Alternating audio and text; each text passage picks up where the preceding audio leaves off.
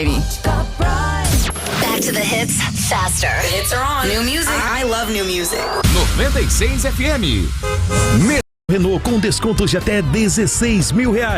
Taxa zero em 24 vezes e entrada facilitada em até 21 vezes. Tem seminovos com parcelas reduzidas de apenas R$299. Quer mais? Você ainda escolhe documento grátis, tanque cheio ou Insufilme. Consulte condições. Paz no Trânsito começa por você.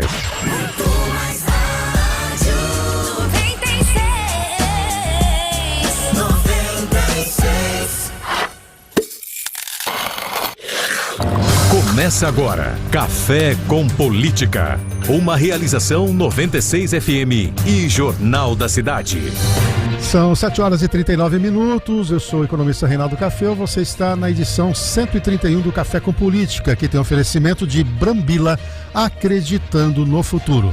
Aqui na bancada comigo, o consultor Kleber Santos. Bom dia, Kleber, bem-vindo. Bom dia, Café, bom dia aos amigos que nos acompanham nessa manhã. Também conosco, João Jabur. Bom dia, Jabur.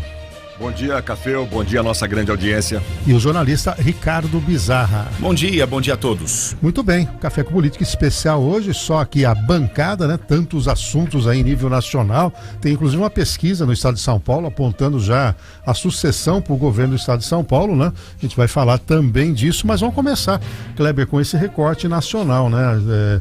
Uma investigação que demorou 2 anos, né? Muita gente da direita questionando o rito desse processo, que agora coloca o Bolsonaro também na investigação, ele com 37 outros denunciados, né? E do enredo que foi construído ao longo desse tempo todo, coincidentemente no momento que a mídia estava todo lá falando da Janja, tinha os jornalistas do G20 aqui para repercutir. Como é que você viu aí toda essa movimentação em torno do indiciamento aí do Bolsonaro em relação a esse golpe que foi levantado pela Polícia Federal? Olha, Café, qualquer plano de assassinato é grave, é condenável e deve ser investigado. Na democracia, nenhum conflito deve ser resolvido pela violência, isso é claro.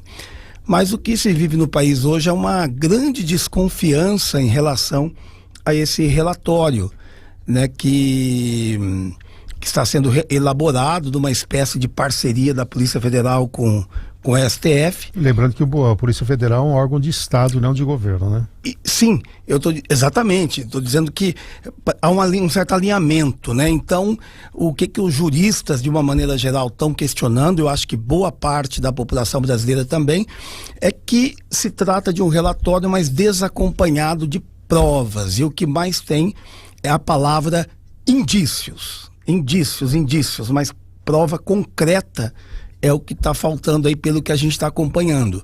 Então, a possibilidade isso incentiva muito a especulação. Então, é um momento bastante delicado para o país, né? Porque ao mesmo tempo a gente vê, parece assim um enredo, um filme, e que o final já está meio que preparado, aí tem as etapas desse filme para chegar até aquele final. Então, uma construção. Então, nesse momento, eu acredito que é algo que preocupa o país de uma maneira geral, porque o que está vindo aí parece que não é coisa boa, não. Agora, Jabur, há já uma leitura, e ontem o próprio PSOL já entrou com pedido, o PT também, para segurar aquele projeto da anistia, né? E lembrando que nesse meio dessa anistia tem lá as senhorinhas de Bíblia, né? Muita gente que entrou meio de gaiato no navio nessa questão, mas também tinha no vácuo disso a questão de uma anistia para o próprio Bolsonaro. Parece que compromete muito uma possível volta do Bolsonaro à cena política em 2026, né? Cena política no sentido de ser elegível, né? Exato, Cafeu. A anistia, mais ainda, né? Esse plano de anistiar aquele pessoal lá do 8 de janeiro, o Homem-Bomba na semana passada também, né? Mas esses fatos recentes, o inquérito fechado agora pela Polícia Federal, aquela operação que prendeu várias pessoas aí por possível e suposto ou suposta tentativa de assassinato de políticos como presidente, vice, tudo isso forma um caldo de cultura política aí que de fato dificulta muito para o ex-presidente Jair Bolsonaro, né, que já está inelegível até 2030 e agora vai enfrentar alguns inquéritos. Aliás, tem 2 ou 3 inquéritos além desse que foi fechado ontem sobre o golpe, né? Então não vai ser fácil para ele, não. E a gente já percebeu na eleição deste ano que uma parte da direita tenta se descolar dele. Ainda não é algo muito configurado, né? O próprio Tarcísio, que é um nome forte, ainda ontem, hoje se manifestou sobre essa situação do inquérito, falando de narrativas contra o Bolsonaro, dizendo que é preciso apurar melhor e tal, mas de fato ficou um pouco mais difícil para o Bolsonaro a eleição de 2026. Assim como também é difícil por outro lado, para o próprio Lula, né? Que daqui a pouco a gente vai falar, inclusive. Então eu acho que ficou difícil mesmo. E aí, né, o Kleber, a questão toda é quem que a direita vai efetivamente trabalhar, né? Porque você tem os nomes como o Tarcísio, surgiu o Pablo Marçal, fala-se muito do Caiado, do Ratinho Júnior, o Zema, mas me parece que a disposição do Tarcísio é ficar mesmo no estado de São Paulo. Inclusive a gente tem aqui uma pesquisa que o Paraná Pesquisa divulgou ontem, que a gente vai repercutir, a gente já comentou ela no Cidade 360, a gente vai trazer aqui, e aí fica aquela coisa de não ter um nome ainda que chame de seu. Não obstante também a esquerda não ter ninguém, eventualmente, se o Lula não topar concorrer, né? É verdade. Acho até, viu, Café, que a esquerda tem mais dificuldade ainda, né? Não tem gente nova para assumir a posição do Lula. O Lula ainda é o nome. Você vê o Boulos, que poderia ser, mesmo não sendo do PT, seria um nome de esquerda, mas o Boulos, mesmo tendo a campanha política mais cara do país, gastou 10 vezes mais do que a campanha anterior, teve a mesma votação. Ou seja, não emplaca, né? Não emplaca, não adianta. Existe um negócio chamado rejeição na política. Rejeição é muito difícil de tirar. Existe condição, sim, de baixar a rejeição, mas depende do tipo de rejeição, porque cada um tem um tipo de ação a ser feita. No caso dele, essa imagem forte de invasor, de inconsequente e tal, isso ficou muito grudado nele e não se vê ele como um executivo. E o executivo é visto como alguém ponderado, alguém mais tranquilo. Embora a gente tenha casos como o do Bolsonaro, que não tem nada de tranquilo e foi eleito, mas ali era um voto contra o sistema. No sentido de quem vai ser o candidato, eu creio sim que o Tarcísio seria um nome forte, embora não seja tão conhecido fora do estado de São Paulo, seria um trabalho bastante intenso. Ele não era conhecido também no estado de São Paulo. É verdade. E aí ele foi com uma unção do Bolsonaro que ele se tornou governador. No entanto, o Bolsonaro, tudo está caminhando, pode ser que ele seja preso. Acontecendo isso, eu acredito que cresce muito o candidato que ele escolher. Porque a gente acabou de ver agora a questão do Trump. Cada pancada, cada condenação, o Trump subia. Porque aí criou no país a impressão de perseguição. Então, se isso emplacar que é resultado de uma perseguição, pode-se ter até uma convulsão social, na minha opinião. É muito perigoso. É nessa linha que eu queria a sua opinião, Jabur. Você que tem uma vivência no jornalismo, nós temos a mesma idade, vimos vários movimentos, né? Eu lembro o Lula, quando ficou preso, iam todo dia de manhã lá, dar bom dia, né? Se ele não tivesse preso, talvez ele não tinha conquistado a Janja, né? Que foi lá visitá-lo permanentemente, né? E eu acho que diferente até do Lula, naquele momento que tinha um mensalão materializado, uma coisa concreta, não tinha tido aquela invasão ainda das conversas, né? Porque no fundo, a questão do mensalão, outras questões, não foram invalidadas, né? Tanto que o próprio Collor está sendo agora condenado, mas houve um problema do rito do processo. A história vai dizer, né? Se a questão do CEP e tudo mais. Diferentemente disso, no caso do Bolsonaro, são indícios, né? Quer dizer, pode chegar ao final desse inquérito dizendo, ó, era só uma intenção de golpe, mas não se materializou. Você entende que isso pode, de alguma maneira, criar essa convulsão social, ou seja, um movimento de ruas mais forte do que se observou quando o Lula ficou preso? Quando eu terminei minha primeira resposta, eu pensei exatamente nisso. Eu até ia pedir a palavra, né? Depois do Kleber, você coloca essa questão aí de forma bem apropriada. Anteontem, o próprio Bolsonaro já fez questão de, mais uma vez, assumir essa tática, essa estratégia que deu certo com o Trump lá nos Estados Unidos, de se mostrar uma vítima de um sistema perverso, cruel. Ele criticou o Moraes, é tudo muito pensado e calculado, né? Nem tudo no Bolsonaro são espasmos, são improvisações. Ele então já assume essa postura de que está sendo vitimizado, está sendo martirizado por um sistema que não o quer mais, né, de uma forma geral. O que eu pensei logo no final da minha resposta que eu me referi é que vai depender muito nesse ano que vem, principalmente, né, que é o ano pré-eleitoral, da postura da população, de se sentir, através de pesquisas, né, o sentimento das pessoas em relação não só a esse fato dos indiciamentos do Bolsonaro, mas também em relação ao próprio governo Lula, porque é um grande sistema, né, um grande jogo de um lado, de outro, de peso e de contrapeso também. Isso não vale só para as instituições, vale ali para o jogo da política também, para a gente sentir, medir, mensurar até que ponto o Bolsonaro é viável ainda, porque se ele for viável popularmente, o próprio sistema político, jurídico, a gente percebe isso no Brasil, você falou ao longo dos anos todos aí, a gente percebe que há uma acomodação, né? Se o nome é forte demais, como Trump foi forte demais nos Estados Unidos nesse pré-período eleitoral e na eleição, o sistema se adequa, se molda. Se bem que lá nos Estados Unidos as condenações não impedem os presidentes os candidatos de serem candidatos, né? Os políticos de serem candidatos. Tem essa pequena diferença, ou grande diferença em relação ao Brasil. Aqui não, né? Você vê, o Bolsonaro já se tornou inelegível, aliás. E lá não, lá é um pouco mais livre essa coisa. Lá se preserva muito mais o direito, a liberdade do sujeito de se colocar como candidato, mesmo com alguma condenação, como o Trump tem, né? Bom, você está acompanhando aqui o Café com Política, na bancada, Ricardo Bizarra, João Jabur, Kleber Santos e eu, Reinaldo Café. Nós estamos debatendo esses temas. E eu queria, Kleber, trazer essa questão do gancho do Trump.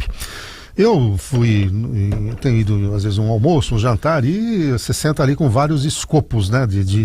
E notadamente quem gosta da direita, aqueles que eram mais comedidos na política e tudo. E há uma leitura dessas pessoas, isso foi anterior até esse fato que aconteceu agora, de que a eleição do Trump poderia trazer uma luz para a direita brasileira, né? Há um entendimento de que lá o Trump vai utilizar de todo o que foi construído em torno do Alexandre de Moraes, de alguns ministros da Suprema Corte. Especula-se inclusive em redes sociais que eles estariam vendendo imóveis que eles possuem nos Estados Unidos, e que a partir dos Estados Unidos haveria uma mudança nessa composição com cassação.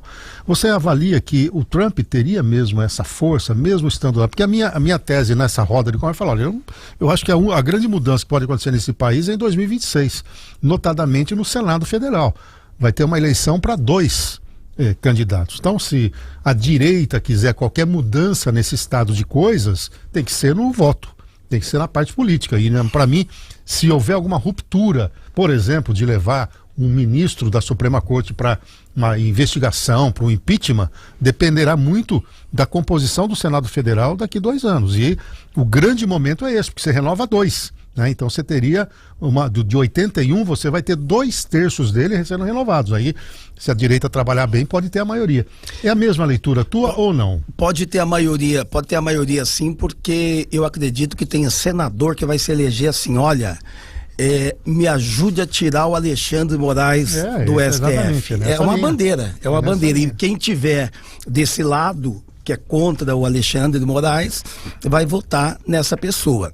Com relação aos Estados Unidos, eu não acredito, cada país, tem sua independência, tem, né, não há essa interferência direta. O que a gente vê é que quando há afinidade de governos, os 2 países ganham, né? A gente vê aí uma aproximação maior do Lula com a China. Então, os Estados Unidos com Trump muda bastante para cá, inclusive a boa vontade de se aproximar de um governo desse. Agora, uma coisa curiosa que eu vejo também em relação aos Estados Unidos é que, se o Alexandre de Moraes não mudar nada, nós vamos ter um chefe do Departamento de Eficiência Governamental, um homem forte do governo americano, que é o Elon Musk, sendo investigado pelo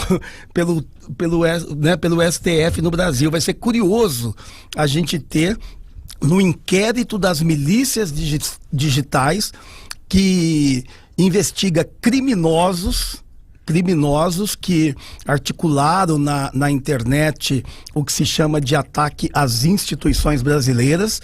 Teremos aí um Elon Musk, um departamento de eficiência governamental, um dos homens mais fortes hoje do governo Trump. Inclusive, ele está sendo chamado de o verdadeiro vice-presidente da República dos Estados Unidos. Que foi xingado pela primeira-dama aqui. Agora também, né? Então, aliás, essa outra questão que a gente pode conversar daqui a pouquinho, a consequência disso aí. Agora, outra coisa, o secretário de Estado, que é o equivalente ao ministro das Relações Exteriores em outros países, que é o Marco Antônio Rubio, ele não gosta do Alexandre de Moraes. Ele deu entrevistas várias dizendo que o que está acontecendo no Brasil não é democracia, que está havendo aqui uma censura governamental muito grande. E ele foi deputado e senador, né? Então ele disse na tribuna, ele deu entrevistas dizendo que não concorda nem um pouquinho com o que está acontecendo no Brasil, inclusive saiu em defesa do Elon Musk. Esse é o homem das relações internacionais dos Estados Unidos. Então, não foi ele que foi retido no Brasil para quando teve aquele problema, teve uma retenção. Eu acho que foi ele aqui no Brasil. Tem mágoa, inclusive. Agora, ele inclusive disse agora, olha, nós dos Estados Unidos temos que ter um olhar mais atencioso para a América Latina. Então vem coisa aí nesse sentido. E aí, Jabur? O Supremo, eu acho que, voltando aí uns minutinhos naquela abordagem de inquérito, de processo, o Supremo Tribunal Federal, na questão aqui do Brasil, dos inquéritos, dessas investigações da Polícia Federal, vai ter que ter muita seriedade, muita sobriedade acima de tudo, e isso implica em dizer que Alexandre de Moraes não deve julgar diretamente esses casos em que ele é vítima. E o Gilmar Mendes ontem já saiu discutindo politicamente aí com um dos filhos do Bolsonaro para desdizer o que o filho do Bolsonaro disse, e passa a ideia de que já está julgando também. Quer dizer, se o Supremo for nessa toada, esse é mais um elemento que pode colaborar com que essas investigações todas, e que são indícios, como você disse, algumas provas, acabem em nada, porque vira de novo uma baderna, vira de novo um país polarizado, acusações contra o Supremo, e agora mais esse fato novo, né, de um novo governo norte-americano, que certamente não vai ser amistoso com o nosso Supremo aqui, embora haja uma independência, evidentemente tem que se ressaltar isso, mas o clima político pesa muito também, né? Deixa eu trazer só uma variável antes do seu comentário, Kleber. Ontem eu estava assistindo o Pavinato na revista Oeste, e ele trouxe uma notícia que, de alguma maneira, ele falou, é o legado que o Clezão, lembra? O Clezão, aquele que ficou preso na Papuda, pediram para que ele fosse, a Procuradoria-Geral da República deu aval para ele ser solto, o Alexandre de Moraes demorou para soltura, ele acabou infartado, morreu lá, tá um movimento da anistia, a esposa dele, viúva, está trabalhando, e na decisão em que veio ontem, na esteira dos danos morais, do erro do Estado em relação a ele, na sentença do Supremo veio que o Alexandre de Moraes não poderia participar, teria que se afastar por ser também parte interessada. Na leitura do Pavinato, isso aqui abre uma janela em torno desses outros inquéritos em que o próprio Alexandre de Moraes está sendo parte, ou seja, teria, vamos dizer, uma jurisprudência aí do próprio Supremo. Então isso saiu ontem à tarde, certamente vai ter uma repercussão a partir de agora. Isso posto... Exato, Café. Olha, a lei diz algo mais ou menos assim: quando o julgador é parte ou interessado no processo, ele é impedido de julgar. Quando o julgador é inimigo, ele é suspeito de julgar. Me parece, então, que o Alexandre de Moraes se encaixa nas duas situações. Mas para quem tem algum ânimo aí em relação à Suprema Corte, se você olhar os 11 membros, você vai separar somente 2 que estariam, vamos dizer, mais equidistante disso tudo, que foram os dois indicados pelo Bolsonaro, porque o colegiado tem dado aval a todas as ações do Alexandre de Moraes, a começar pelo presidente da Suprema Corte, que é o Barroso. Nessa linha de raciocínio, esses dois também seriam amigos, né? Seriam suspeitos, quer dizer, é um nó górdio, é um nó para se desatar. A leitura é que os dois aparentemente ficariam mais equidistante de uma raiva, de uma coisa pessoal, eles estariam mais voltados a julgar aquilo que está efetivamente no processo. E os outros seriam solidários àquilo que o Moraes está fazendo. O que chamou atenção também, né, Kleber, foi o dia dessa explosão que aconteceu lá e estavam reunidos fora da agenda membros da Suprema Corte com o presidente Lula. Também chamou atenção essa questão, porque foram procurar, cadê para pronunciar aí os presidentes? Estão juntos lá, fazendo um converscote. E aí pegou muito mal. Quer dizer, tem todo um enredo por trás disso, e claro, vai na linha que você falou, né, Jabor? Se isso não for consistente, você vai criando mártires. Né? Porque os fatos são graves, né, Café? Tudo isso que aconteceu recentemente... Não pode ser tratado de maneira leviana. Não, nem política, nem assodada. Nós estamos diante de um momento crucial na história do Brasil. Nunca se viu isso desde lá do governo militar para cá, são 40 e tantos anos já, né? E agora há uma certa ameaça de retrocesso a algo que já ficou lá atrás na história, e isso tem que ser tratado muito seriamente pelos tribunais, pela classe política. A classe política até dá sinais de mais juízo, né? Quando esvazia, por exemplo, esse projeto de anistia agora, quer dizer, isso é capaz até de nem entrar em pauta, e o Supremo que vai julgar precisa ter muita seriedade e dar uma demonstração diante de tantos ataques que sofreu e diante de tantos desvios que pode ter cometido. Uma imparcialidade. Agora é uma hora crucial, e no momento crucial em que os inquéritos estão sendo fechados, que pode haver denúncia ou não, ainda depende de mais investigação, e depois pode haver uma ação que ainda não existe, né? Não existe uma ação, é bom lembrar isso. Nós temos inquéritos fechados, mas que não são ainda denúncias e que não são muito menos ações ainda em andamento.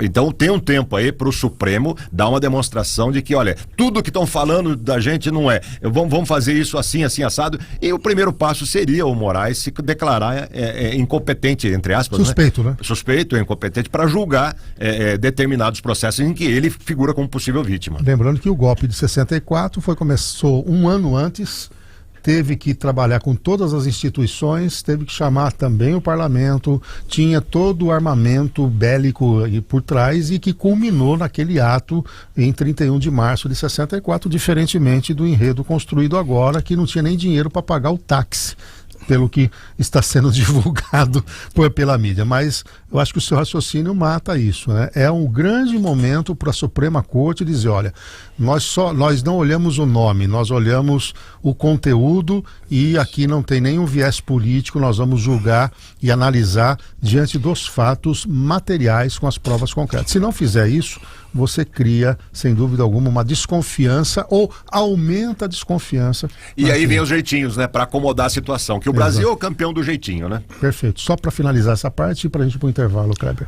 E ontem eu escutei alguns juristas dizendo o seguinte, que mesmo que realmente tenha se discutido a tal minuta, o tal plano, mesmo que isso tenha sido debatido, o ato preparatório não é crime. Exatamente. E a tentativa do crime só é caracterizada se iniciar a execução. Então, e mesmo se a execução começar e houver desistência voluntária de quem ali iniciou, a tentativa também é descaracterizada. Então, do ponto de vista jurídico, parece que há uma falha aí de acordo com os juristas. O que eu entendi é o seguinte, vamos supor, nós quatro que falamos em matar alguém, supostamente. Se ficar só na discussão, isso não caracteriza o crime. É isso que eles estão querendo colocar. Tem que ter a disposição e começar o processo. Aí o Jabur vai para cá, pega ele com arma, ele tá não sei aonde, então é em cima disso. Até o preparar a Constituição brasileira, questão do ato preparatório. Não é. Você não iniciou, não teve nada, então não é nada. E o Bolsonaro também, já inteligentemente nesse aspecto, foi dizendo, olha, se eu estivesse preparando algum documento, era tudo dentro da luz da Constituição. Está previsto na Constituição, estado de sítio, está previsto entendeu? Ele já deu um pouco a nota de qual vai ser uma linha eventual de ter encontrado um documento lá no Palácio da Alvorada, de ter impresso. Falou, olha, eu estava avaliando, me trouxeram aqui, eu quis a consistência da Constituição, tá lá. Eu posso fazer esse ato desde que comprove que foi burla. Você entendeu? Você tem todo também um outro enredo construído apartado, né? E aí, voltando ao que o Jabor falou, né? Se essas questões forem somente políticas, vai ficar uma mecha e vai ter problema, porque haverá sempre uma desconfiança da real intenção disso tudo, né? 8:02, vamos fazer um rápido intervalo comercial. Antes disso, agradecendo aqui a parceria com o Metropolitan Restaurante, porque afinal de contas, no início da nossa jornada aqui era só café, era só política, agora é com café, né? Agradecendo então a parceria, veio aí um cafezinho, você está vendo imagens ali do restaurante Metropolitan, fica aqui na rua Luso-Brasileira, quadra 4, você pode tomar o café da manhã de hotel ali também, comida a quilo no almoço, e se você tiver um evento, pode contratar também o buffet ali. E hoje com um pãozinho de queijo aí, devidamente mostrado pelo João Jabur. A gente volta depois do intervalo.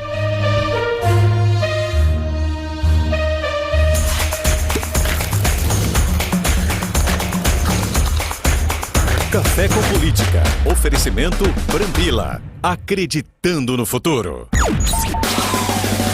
96. Minuto Sindboss, síndico profissional. Oferecimento Alvo Manutenções Prediais. Olá, eu sou Felipe Fernandes e continuaremos o nosso papo sobre férias escolares. Cheias de energia, as crianças adoram andar de bicicleta, skate, patins e soltar pipa. Mas, e dentro do condomínio, como gerenciar essas brincadeiras? Os pais ou responsáveis precisam orientar e ficar de olho dos seus filhos sobre alguns cuidados muito importantes. Não é permitido, em hipótese alguma, as crianças brincarem nas áreas de estacionamento e nas ruas dos condomínios. Há um alto risco de acidente.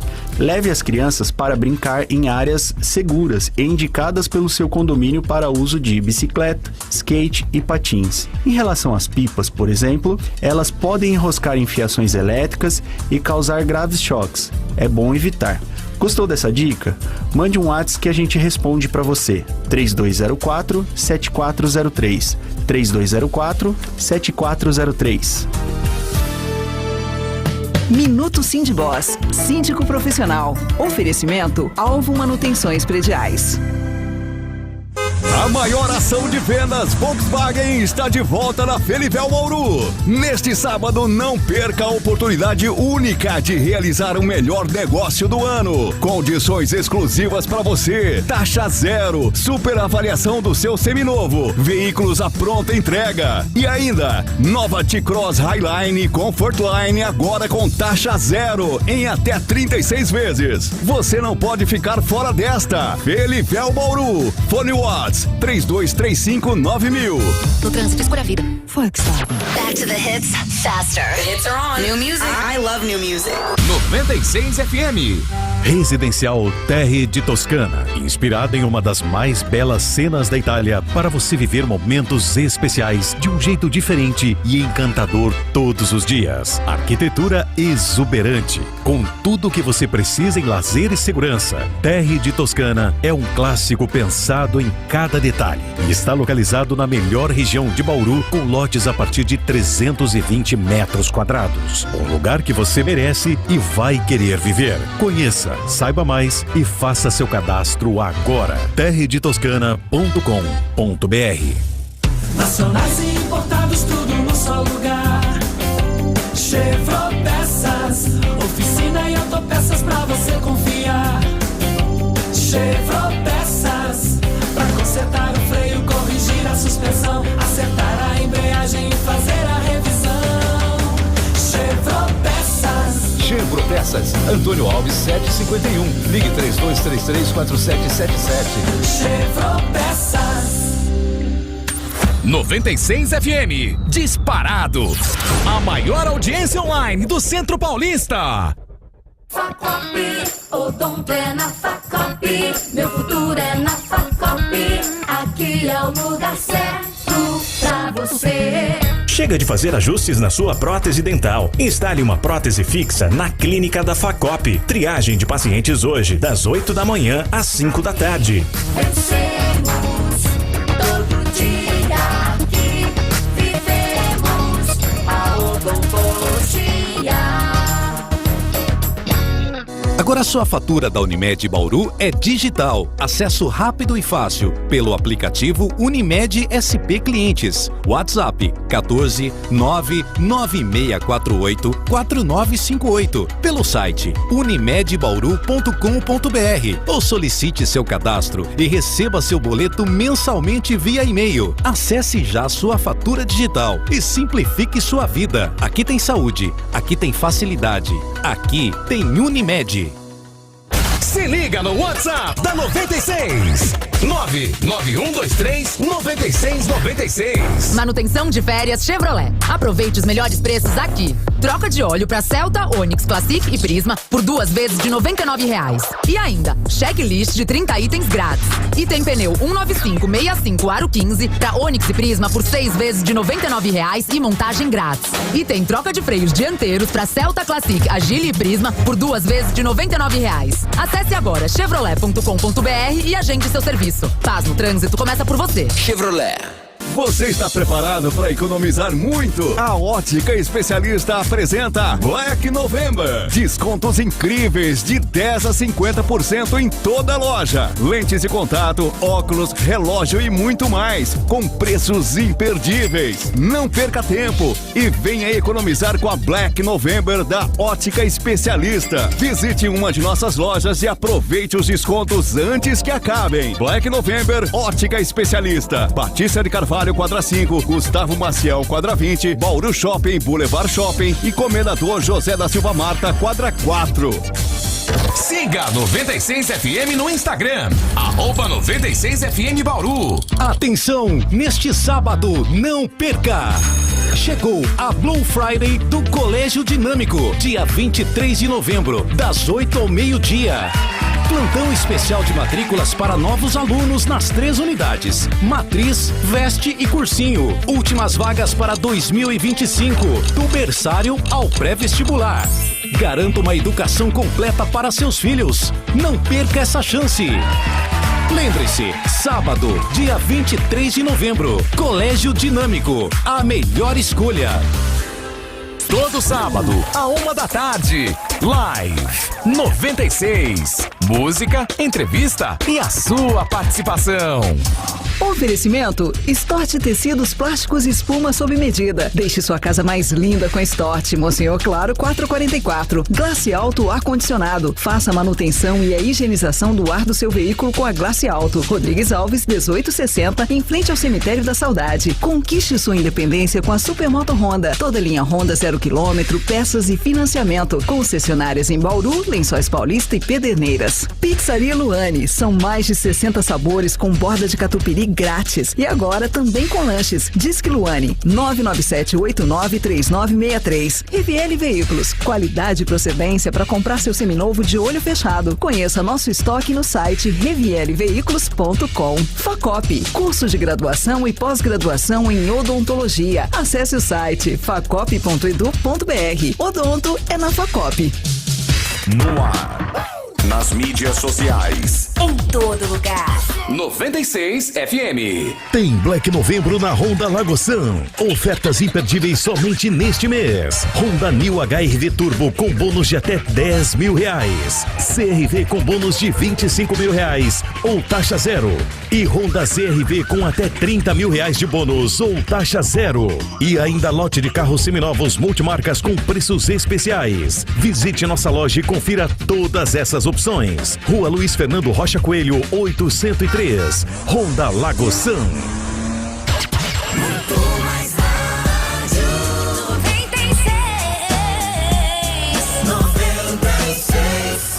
Está de volta Café com Política.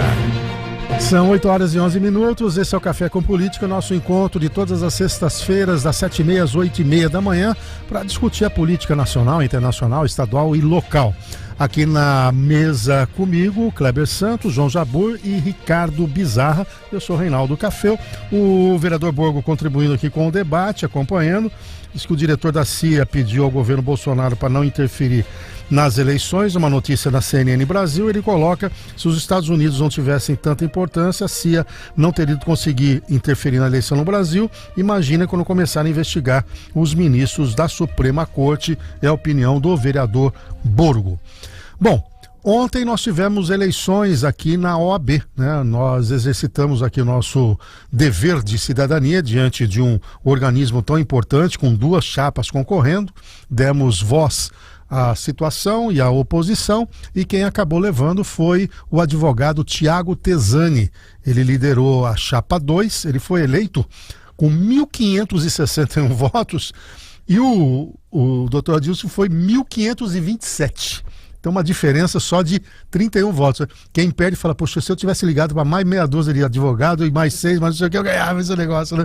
E tá aí então, o Sartorello foi o derrotado, né? Ele representava a situação. O Tesani assume em 1º de janeiro. Ele foi aluno da Instituição Toledo de Ensino e se especializou na advocacia criminal. Ele tem como vice o Tiago Munaro e também compõe a chapa a Amanda Bassoli, a Angélica Alcântara e o Gilson Rodrigues. Importante essa eleição aqui, e em nível estadual também, né? Deu a chapa opositora, né?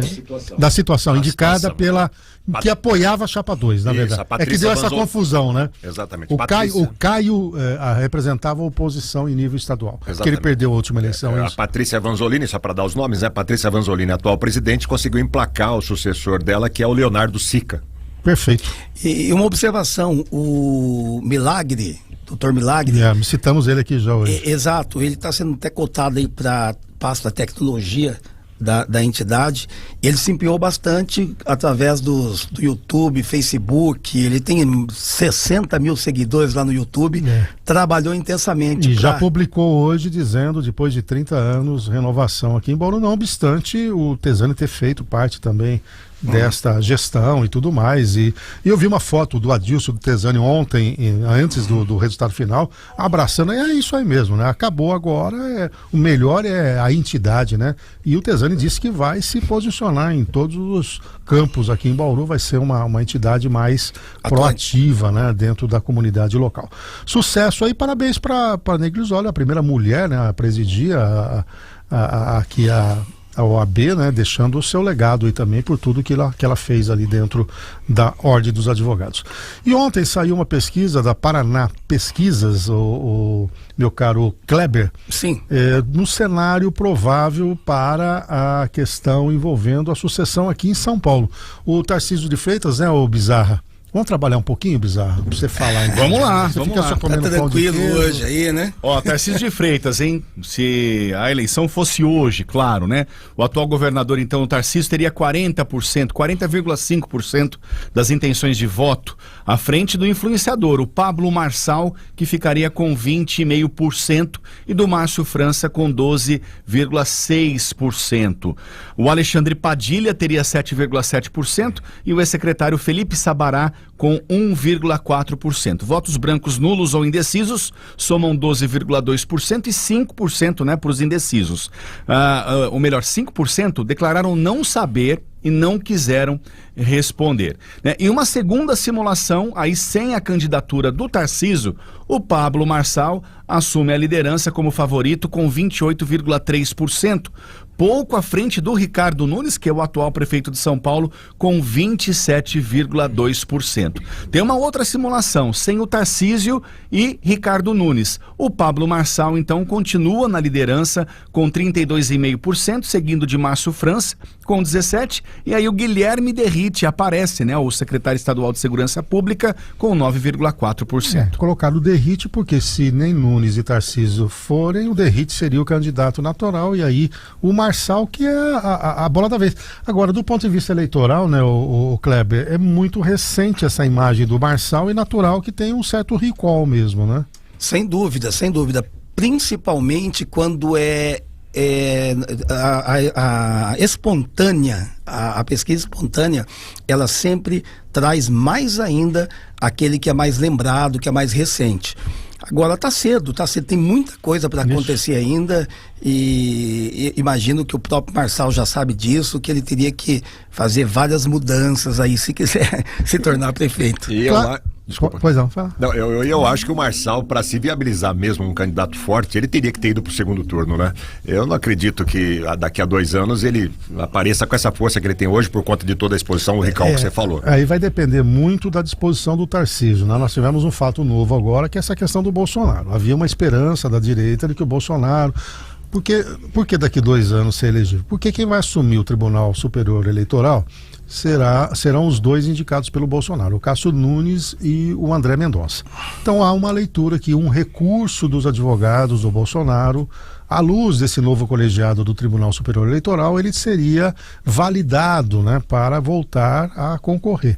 Com isso que aconteceu agora, eles vão certamente levar esse processo até lá na frente, antes um pouco das eleições, consequentemente não daria tempo do Bolsonaro se colocar. E aí, qual vai ser a disposição do Tarcísio? Até agora, todo o depoimento do Tarcísio vai na linha de que ele concorre. E concorrendo, claro que ele é quase imbatível, pelo menos nesse momento, né? A própria pesquisa aqui aponta 40,5% na espontânea, quer dizer, é bastante coisa, né, ô Jabor? Aí dificilmente tirariam do Tarcísio, mas porque não há um nome da esquerda, né? O próprio PT teve dificuldade para indicar alguém, apoiou o Boulos, e o Kleber lembrou muito bem, né? Gastou uma fortuna para ter a mesma quantidade de votos que ele teve na eleição anterior, né? Não há nome na esquerda. A esquerda se resume a Lula, né? Esse foi um dos grandes erros desse campo do jogo político ao longo dos últimos anos, né? Não viabilizou novos nomes. O Boulos, com essa derrota em São Paulo, dificilmente emplaca nova eleição para executivo.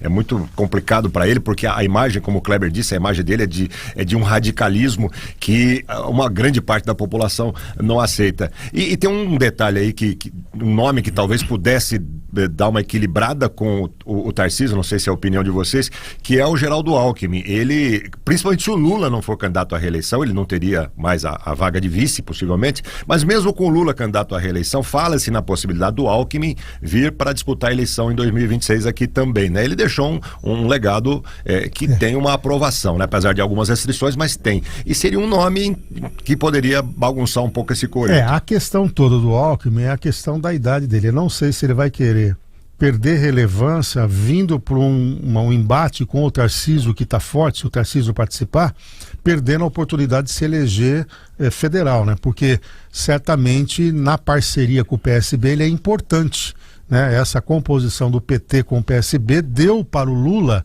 olhando o Geraldo Alckmin, uma certa credibilidade, principalmente do centro-esquerda, né? Que o Alckmin representa em parte isso, né? Então eu não sei se politicamente seria uma boa para o Alckmin. É uma questão de leitura pessoal minha, sim, né? Sim. Pela idade, pela relevância que ele tem, é ministro de Estado, se o Lula estiver bem na foto, por que não com ele, entendeu? Porque o que o Alckmin disse aqui veio já está aí, ele já abriu mão de um passado de críticas ao PT, ao Lula, e se juntou essa turma, né? Então a questão toda é como é que isso vai ser encaminhado. Bom, fica aí, nós temos aí 2 anos ainda pela frente, tem muita coisa para acontecer. Vamos fazer rapidamente nesse final do programa um recorte aqui para nível local. Nós temos a eleição da mesa diretora e o Bussola, que quando concedeu a entrevista, lembra que o Bussola já foi presidente 2 vezes e interino por um período pequeno, quando o Segala renunciou ali na reta final do seu mandato.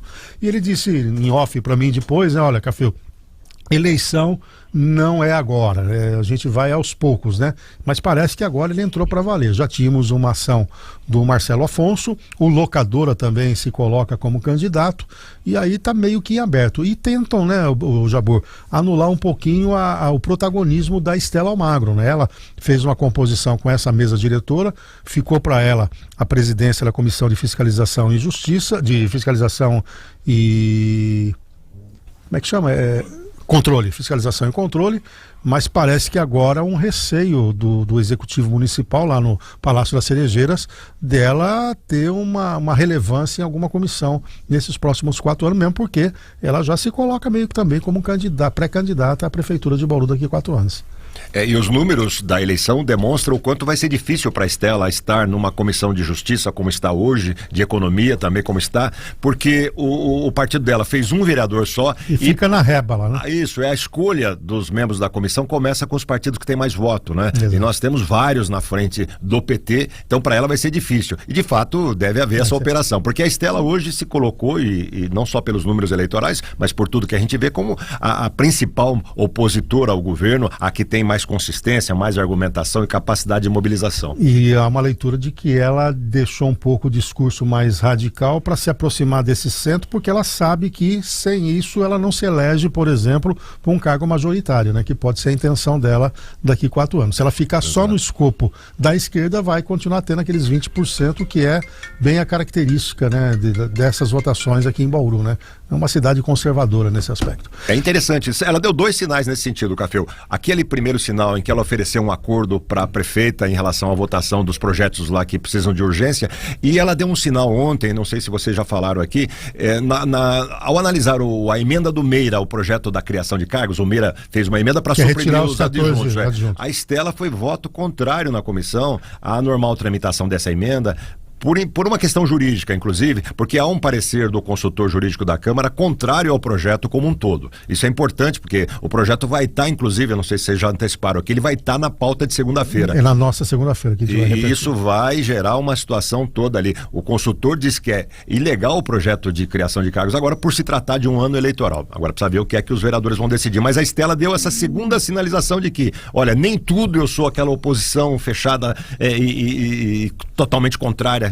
Mas, é interessante isso. Voltando à mesa diretora, tudo indica que os mais experientes podem levar, né? E o Bussola tem uma grande chance. O Bussola reúne características que uma grande parte dos vereadores gosta, o jeitão conciliador, de acomodar situações. Está no MDB, que tem hoje a força dos mandalites, que é apoio ao atual governo, ou seja, e o atual governo tem 13 votos, então é todo um enredo que ajuda na construção de uma pavimentação, vamos dizer, da sua eleição. Né? Mas vale dizer que o Juninho, que pode ser candidato novamente, porque virou a legislatura... Mas ele disse que não quer. Ele está dizendo isso, mas no fundo, se precisar, ele se coloca como um soldado do Exército. Partido. Exatamente. Você pode ter certeza disso, que se precisar, ele assume a tarefa. Eu já vou aproveitar você, eu tenho feito essa leitura aqui, mas é importante a sua visão do futuro do Purini, né? O Purini, ele vem de suplente, ele entra indicado na CEPLAN, na Secretaria de Desenvolvimento Econômico pelo MDB, depois ele vai para a CEPLAN, da CEPLAN ele pede afastamento, há um arranjo para o Lozila sair de cena, para o Purini ir lá, porque ele já foi presidente da Câmara, a gente acompanhou, viu como ele atuou para a votação, por exemplo, da estação de tratamento de esgoto, ele volta para a CEPLAN, é dado para ele o cargo no DAI, ele sai por força de lei, tenta parcelar uma dívida de quase R$1 milhão, aí da noite pro dia faz um pix desse dinheiro todo e agora briga na justiça para voltar, né?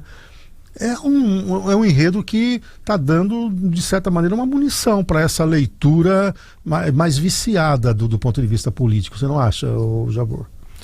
O Purini enfrenta uma saga, aliás, a carreira toda política do Purini foi turbulenta, né? Desde quando ele foi vice do Tuga, você se lembra bem, né? Que teve aquele problema todo da Endurbe, de contratação, aquilo quase gerou a cassação do prefeito. Na época ele acabou saindo da Endurbe, e de lá para cá o Purini tem tido uma trajetória errática, né? E agora... Inclusive aquele assessor que culminou com essa multa milionária. Exatamente, a contratação do pai, não da filha, ou vice-versa, enfim. E ele agora depende da justiça. A justiça em primeira instância não concordou com esse pagamento à vista, né? Se sentiu talvez até ofendida com o fato de que até então ele não podia pagar à vista e de uma hora para outra pagou à vista. Talvez tenha sido até um erro estratégico, poderia ter proposto um parcelamento, né, de 10 vezes, que seria muito menor do que o parcelamento anterior que a justiça recusou. Então, agora a segunda instância, para onde ele já foi, é que vai definir os rumos do Purini. Ele volta para o DAI, até o momento a prefeitura e a prefeita dá sinal de que quer ele mantê-lo no DAI, inclusive a prefeitura é parte na ação do Sincerme e defende a derrubada da liminar e que ele seja... E ele contratou o Capês, né? Contratou o Fernando Capês, né? Então, porque o Capês... Para atuar no Tribunal de Justiça. O Capês que levou o Barude para o Procon São Paulo. Sim, foi. Que depois foi para USP, para vender produtos da USP. Que tem a FIP que fez a modelagem. E aí o advogado é o Capês. Pelo menos a leitura que alguns estão fazendo. Tem toda essa... Dessa triangulação. Foi, voltou e chegou em alguém que tem uma influência. Lembrando que o Barudi vem para Bauru para tentar fazer uma costura, e o fez, né, como chefe de gabinete, e agora está na Secretaria de Esportes, né, do município. Então tem muita coisa aí nesse angu aí, né? O governo conta com o Purini ainda, né? Espera que no TJ seja revertida essa punição a ele e ele volte para o DAI, possivelmente. Não obstante, temos grandes quadros de engenheiro na cidade de Bauru, né? Pois é. Kleber, um abraço pra você até... desculpa, eu podia ter feito com o Jabur, né? Facilitava a tua vida, né? Ô, Kleber, eu esqueço da câmera. Boa semana pra você. Foi bom o debate aqui. Opa, pra você também, um grande abraço a todos, um ótimo final de semana. Jabur, até a sexta-feira que vem e, naturalmente, tudo que nós tratamos aqui repercute no jornal também. Isso, final de semana, entrelinha e tudo mais. Lembrando que segunda-feira o eleito na UAB Bauru vai estar aqui, né? No Cidade 360. Um bom final de semana a todos. O Tesani vai estar conosco aqui. E eu volto na segunda-feira no Cidade 360, semana que vem no Café com Política, e o Bizarro anuncia agora a nossa próxima atração. Vem chegando ele, Evair de Húngaro Dundum, para comandar o túnel do tempo. E a você uma excelente sexta-feira, um ótimo final de semana. Até segunda com mais uma edição do Cidade 360, bem cedinho, hein? Às 6 horas da manhã. Tchau, tchau!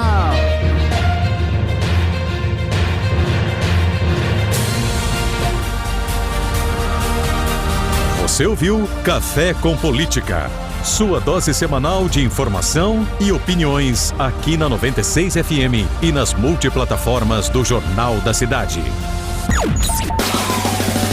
96. Promoção Sonho de Milhões Confiança. Ótimas ofertas e milhões em prêmios. Confira. Lava-roupas em pó. Eu recomendo Sensodyne Clinical Repair, que é a melhor tecnologia para cuidado de dentes sensíveis. Gente, olha, continuando sobre esse assunto e sobre repercussão, a gente teve também repercussão disso pelo próprio Palácio do Planalto. Teve reunião nesta semana do representante da China, Xi Jinping, com o presidente Lula. Teve jantar no Itamaraty, teve piadinha no Itamaraty. O presidente Lula acabou citando o vice-presidente Geraldo Alckmin, dizendo que ele só estava lá porque não foi envenenado, citando a história aí da trama golpista que previa que mataria o assassinato de Lula e do vice Geraldo Alckmin seria por meio de envenenamento. Eu vou para o outro lado para a gente continuar falando sobre esse assunto.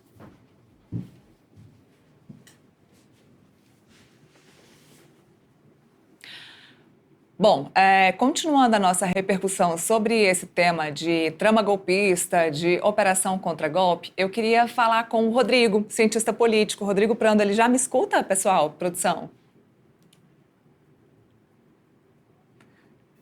Eu escuto sim você em alto e bom som. Maravilha, Rodrigo. Boa tarde. Obrigada mais uma vez por fazer companhia aqui na sexta-feira comigo.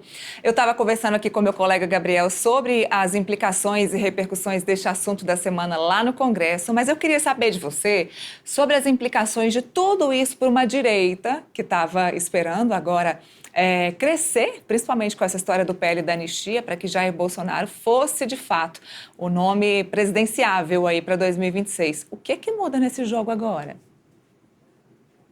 Vamos lá, Neila. Olha só, eu não sei se toda a direita estava esperando o PL da anistia. Eu creio que existe uma extrema-direita ligada ao bolsonarismo que sim, como disse o seu colega lá em Brasília, estava eufórica com a vitória do Trump, teve o ataque ao Supremo Tribunal Federal e o agressor se explodiu, e na terça-feira vem esta operação da Polícia Federal. Então, uma extrema-direita, sem dúvida nenhuma, continuaria lutando numa narrativa dizendo que está sendo perseguida e que tem os seus inimigos, e no caso, Alexandre de Moraes, Supremo Tribunal Federal. A grande questão é que para uma direita que não é radical no sentido desse extremismo político, a saída de Jair Bolsonaro do jogo aumenta a possibilidade de outros nomes se credenciarem a ter esse espólio político eleitoral. Tem uma regra, Neila, em política muito característica, muito clara. O poder não fica órfão. E ele não ficando órfão, alguém ocupa. O Bolsonaro, tendo implicações jurídicas e políticas, porque ele tem as duas, tanto que tem um colega logo que vai entrar para falar, que é o Dr. Renato. Então tem implicações políticas e jurídicas e talvez as mais complexas e complicadas que ele vai atravessar neste período agora de investigação. O que acontece? A direita se sente desobrigada a levar o peso de Bolsonaro e com isso ela pode ter uma certa possibilidade, uma forma de procurar um nome que possa herdar esses votos e possa se credibilizar da direita e não da extrema-direita. Agora, a gente viu 37 nomes indiciados agora, mais uma vez, sobre essa questão dessa trama golpista, dessa história de tentar impedir a posse do presidente Lula aí, na eleição aí de 2022 para 2023. Muda alguma coisa no cenário político, além dessa questão do PL da anistia? Olha, creio que sim. Veja só, quando a gente fala de eleição municipal e nós acabamos de ter eleições municipais, a gente já começa a pensar no ecossistema político que obviamente leva em consideração vereadores e prefeitos eleitos, e a gente percebeu que nessa eleição houve um mapa eleitoral pintado pelo chamado centrão, não é? Pela direita e centro-direita, e qualquer tentativa de candidatos extremistas, estes perderam espaço. Lembrando, inclusive, que o índice de reeleição chegou a quase 80% nessa eleição municipal, não apenas por aqueles que tinham a máquina nas mãos, mas a gente sabe que também irrigado por muitas emendas parlamentares. A grande pergunta é, quem são as figuras que, na ausência de Jair Bolsonaro, que vale ressaltar, teve a sua primeira grande derrota política sendo vencido, né? Lula derrotou o Bolsonaro em 2022. Logo depois veio a inelegibilidade do Bolsonaro por aquilo que ele fez, trazendo embaixadores, representantes de outros países, transmitindo ao vivo, colocando em dúvida a lisura das eleições e a urna, que é uma narrativa que vem há muito dentro do bolsonarismo. E agora você tem o quê? Um fortalecimento de uma direita que se afasta do radicalismo e que, obviamente, tem os seus nomes que se credenciam para pensar uma ausência de Bolsonaro. Eu sei que você também está acompanhando que já existe a possibilidade de como o Lula fez quando foi investigado, de manter, né, a sua candidatura, e aí dizem que o Bolsonaro manteria a sua candidatura colocando como vice o seu filho, um senador, Flávio Bolsonaro. Ou seja, é uma estratégia, mas a grande questão que a gente vai ter agora, Neila, é a seguinte: as narrativas políticas, elas vão se sustentar diante dos fatos coligidos pelo relatório da Polícia Federal, que não é do Lula e não é de ninguém. A Polícia Federal é uma instituição de Estado e são mais de 880 páginas construindo esta trama, este mosaico, responsabilizando os indivíduos que foram indiciados. Lembrando que o indiciamento, depois o doutor Renato fala, mas o indiciamento vai ser enviado à PGR, que vai acatar ou não depois para o Supremo Tribunal, e aí sim tornar-se-ão réus, se assim entender o Supremo Tribunal Federal, e terão direito ao contraditório. Lembrando uma coisa muito importante para todo mundo: justiça não é vingança. Cada um responderá individualmente pelo seu papel nisso tudo. Lá no Congresso, a gente estava esperando essa questão da avaliação, das audiências a respeito do PL da anistia, que era a esperança aí do próprio PL, do Partido Liberal, e a esperança da direita de ter Jair Bolsonaro de volta e elegível em 2026. Para quem não lembra, essa história ia ser discutida na Comissão de Constituição e Justiça, foi retirada de lá e teria a criação de uma comissão especial ainda neste ano para tratar desse assunto. Não foi criada ainda, e como o Gabriel acabou de falar aqui, isso deve virar o ano, só que o ano que vem, em fevereiro, a gente já tem Hugo Mota na cadeira da presidência da Câmara. Será que Hugo Mota vai continuar, vai manter essa bandeira aí de Arthur Lira, a promessa que Arthur Lira fez a Jair Bolsonaro e a Valdemar Costa Neto, de discutir esse assunto com mais profundidade do PL da anistia? Bom, vamos lá, Neila. Vamos pensar de maneira muito objetiva essa questão.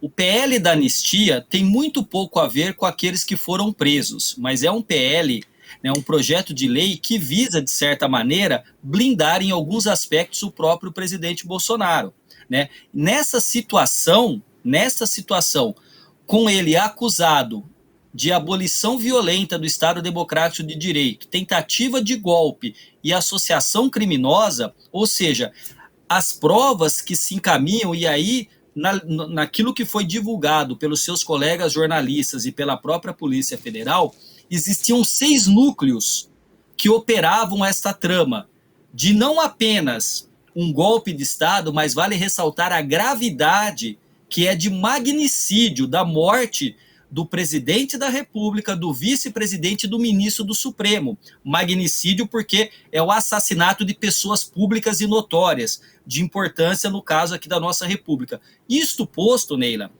é pior se a gente for pensar do que o golpe de 64, que quando depuseram João Goulart, ele pôde se retirar do Brasil. Não havia um plano de assassinar presidente, vice-presidente ou ministros. Então, veja, o PL ele começa a perder espaço porque o tempo para o final do ano já está curto, né? E, além disso, será que o novo presidente vai querer, numa metáfora futebolística, dividir a bola no meio de campo, sendo que ele está entrando, por exemplo, se for o vitorioso na disputa? Eu acho mais complicado, porque os outros elementos jurídicos e políticos são tão complexos e complicam tanto a vida do ex-presidente Jair Bolsonaro, que talvez Hugo Motta diga, por mais que eu faça esse esforço, não haverá mudança significativa. Porque a gente sempre dizia e analisava, Neila, existiu no 8 de janeiro o núcleo que executou e já foi julgado e preso. Existiu o núcleo que foi aquele financiador que sustentou aquilo com transporte, alimentação, alojamento, acampamento,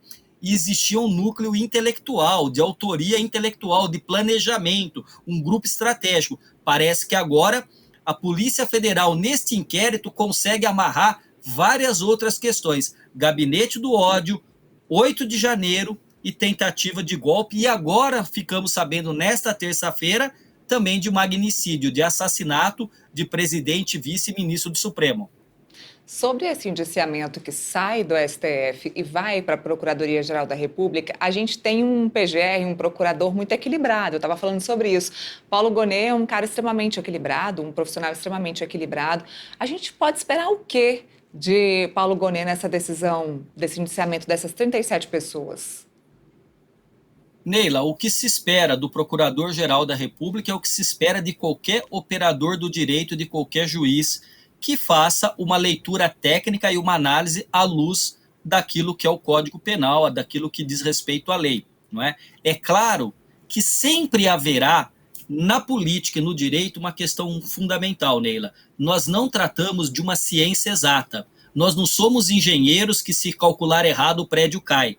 O jornalista, o cientista político, o advogado lida com fatos que, embora tenha dados da realidade, muitas narrativas e versões são construídas. Vamos pensar a respeito do impeachment da Dilma, se foi ou não foi golpe, se o Lula foi ou não perseguido, preso legal ou ilegalmente, a mesma coisa acontecerá nisso. Por isso que anteriormente eu disse o seguinte, vamos ver se as narrativas políticas se sustentarão frente aos dados da realidade e a toda a documentação coligida na investigação. Porque, convenhamos, 800 e poucas páginas é um trabalho bastante pormenorizado, e aí tem uma questão diferente, não é? Diferente do ex-presidente Lula, que enfrentou um juiz de primeira instância, que foi o Sérgio Moro, depois considerado suspeito pelo Supremo Tribunal Federal, teve suspeição colocada, agora a questão parte de um inquérito tocado dentro do Supremo Tribunal Federal. Com todas as críticas que se faça ao Alexandre de Moraes, o nível e o envolvimento da Polícia Federal é de outra ordem. E aí eu acho que isso torna este inquérito mais robusto e uma séria dificuldade para Jair Bolsonaro no campo político e também no campo jurídico. Exatamente, Rodrigo. Obrigada aí pela sua análise com a gente, obrigada mesmo. Vamos continuar acompanhando, que tem muita água para rolar e a gente te espera aqui numa próxima oportunidade. Obrigada.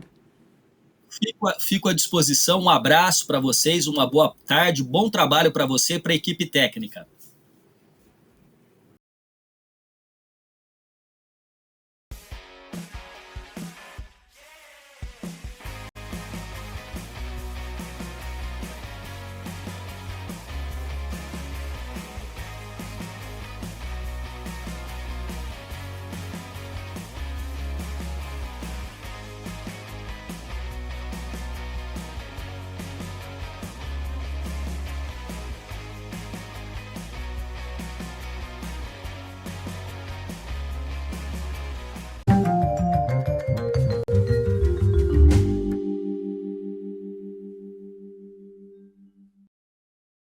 Oi, boa tarde. Sexta-feira chegou. Com ela, nosso café aqui em Brasília. Para quem não sabe, toda sexta eu tô aqui relembrando os fatos mais marcantes do cenário político desta semana. Claro, nessa semana especificamente tivemos um tema dominante, que foi a operação contra-golpe da Polícia Federal e todas as consequências deste assunto. A operação contra-golpe foi deflagrada na última terça-feira. Ela é mais uma das etapas de investigação de uma suposta trama golpista para impedir a posse do presidente Lula. O que é sabido agora é que a ideia seria impedir a posse de Lula, orquestrando a morte dele, de Geraldo Alckmin e do ministro do STF, Alexandre de Moraes. As investigações revelaram que os assassinatos seriam executados pelos Kids Pretos, que são militares da Ativa e da Reserva do Exército, especialistas em missões especiais.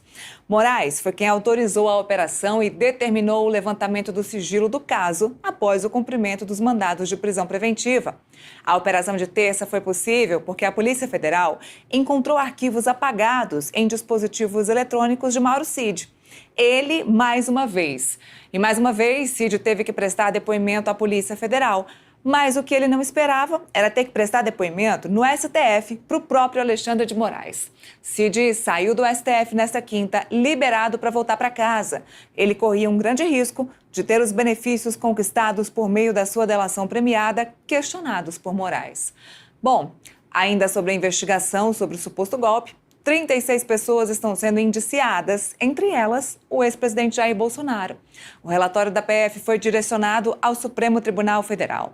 Alexandre de Moraes agora vai acionar a PGR, onde de fato começa a correr essa ação. E vamos falar de toda a repercussão política e jurídica dessa história? Vamos lá que tem muito assunto. Olha, o assunto foi a temática dessa semana, essa operação contra-golpe, toda a repercussão disso na política. Eu não estou sozinha aqui hoje. Quem está comigo aqui para falar sobre essa repercussão lá no Congresso é Gabriel Bus, nosso repórter, que está sempre lá no Congresso trazendo as novidades para a gente. Oi, Gabriel, boa tarde. Oi, boa tarde, Neila, boa tarde a quem está nos assistindo. Pois é, uma semana movimentada que essas investigações trouxeram para o Congresso. Em uma semana menor, porque a gente teve um feriado no meio da semana, mas não deixou de passar muito forte a operação da PF e, consequentemente, também depois o indiciamento na quinta-feira. Gabriel, na própria terça-feira, quando foi deflagrada a operação contra-golpe, no fim do dia, o próprio Portal Metrópolis acabou divulgando uma matéria dizendo que vários parlamentares, vários caciques acabaram não se manifestando. Entre eles, por exemplo, Ciro Nogueira, que sempre se manifesta sobre algum assunto, principalmente quando a direita está no alvo de uma investigação como essa. Na terça ele ainda não tinha se manifestado, mas depois ele acabou publicando sim a opinião dele ali na rede social X, não só